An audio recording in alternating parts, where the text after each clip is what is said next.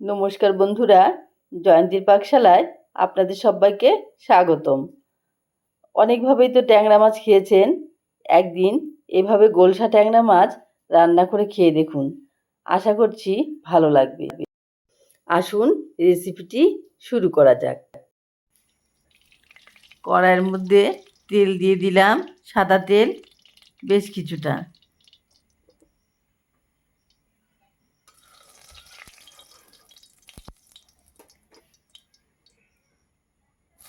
তেল গরম করে কেটে রাখা পেঁয়াজগুলো দিয়ে দিলাম। একদম পাতলা পাতলা করে কেটে নিয়েছি পেঁয়াজগুলো, যাতে তাড়াতাড়ি ভাজা হয়ে যায়। পেঁয়াজগুলোকে আমি লাল লাল করে ভেজে নেব।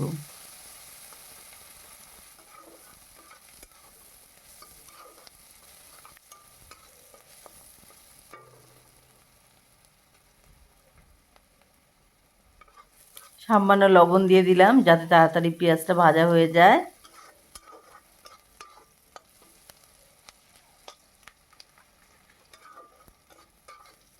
এইভাবে করে একদিন ট্যাংরা মাছকে রান্না করে খেয়ে দেখবেন, আশা করছি ভালো লাগবে।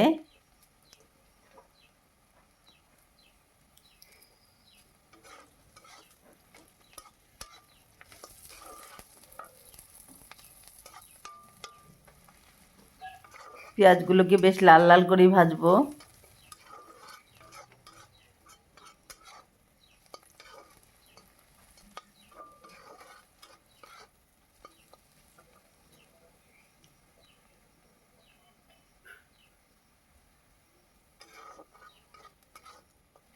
আমার চ্যানেলে নতুন বন্ধু হলে চ্যানেলটি সাবস্ক্রাইব করার অনুরোধ রইল। পাশে থাকা বেল আইকনে ক্লিক করে দেবেন, অনেক অনেক শেয়ার করবেন, আর রান্নাটি বাড়িতে একদিন করে খাবেন। দেখতেই পাচ্ছেন পেঁয়াজগুলো লাল লাল হয়ে গেছে।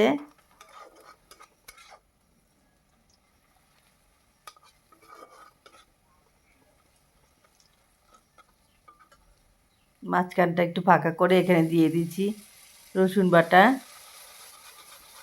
রসুনটাকে দিয়ে ভালো করে নেড়ে চেড়ে ভেজে নেব।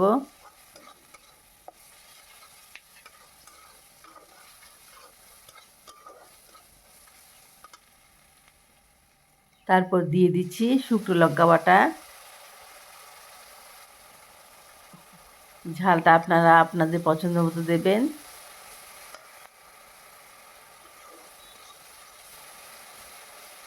মশলা যত কষাবেন রান্নার টেস্ট তত আসবে।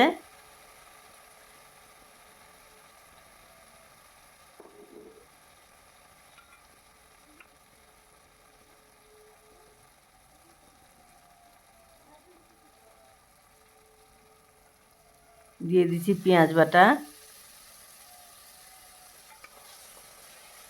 পেঁয়াজ বাটা দিয়ে আবারও ভালো করে নেড়ে চেড়ে নিচ্ছি।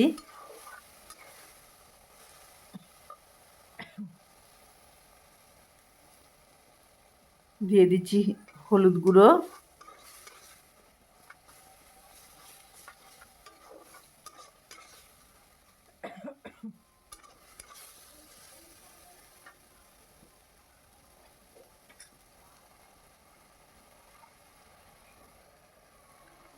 এখানে আমি গোলসা ট্যাংরা মাছগুলোকে আগেই ভেজে নিয়েছি।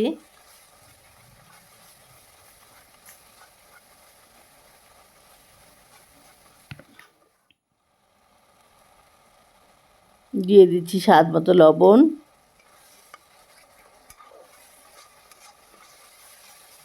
লবণটা দিয়ে আবার ভালো করে নেড়ে চেড়ে নিচ্ছি।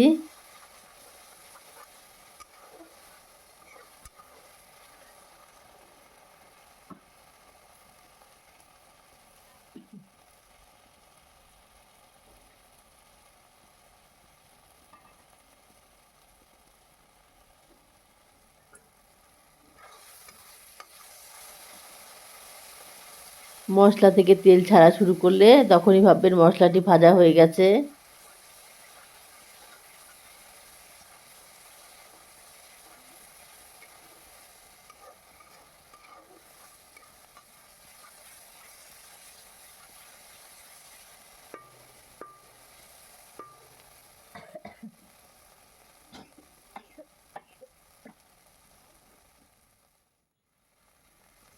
মশলা ভাজা হয়ে গেছে, দিয়ে দিচ্ছি সামান্য জল।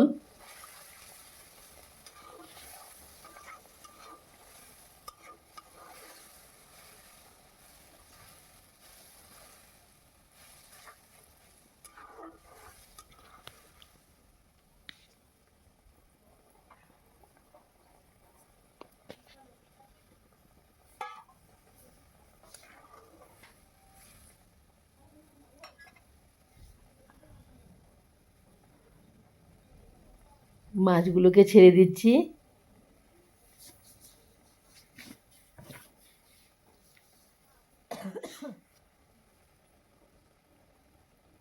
এভাবে একদিন ট্যাংরা মাছকে রান্না করে খেয়ে দেখুন, আশা করছি ভালো লাগবে। রান্নাটি আমার হয়ে গেছে। পরবর্তী ভিডিও নিয়ে আপনাদের সামনে চলে আসব। নমস্কার।